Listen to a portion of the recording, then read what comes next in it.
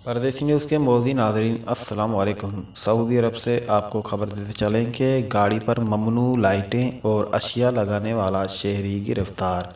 Riyadh में police ने एक सऊदी शहरी को इंतहाई तेज़ रफ्तारी से गाड़ी चलाने और गाड़ी पर ममनू सायरन और लाइट्स लगाने के इल्ज़ाम में हिरासत में ले लिया है।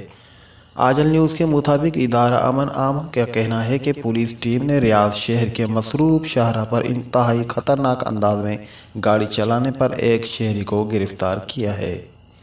इदारा अमन आमा की जानिब से जारी इतला बयान में मज़ीद कहा गया है कि मुलजिम ने अपनी गाड़ी पर कानून नाफिज करने वाले इदारे के लिए मखसूस एशिया लगाई थी जिन्हें आम अफराद इस्तेमाल नहीं कर सकते।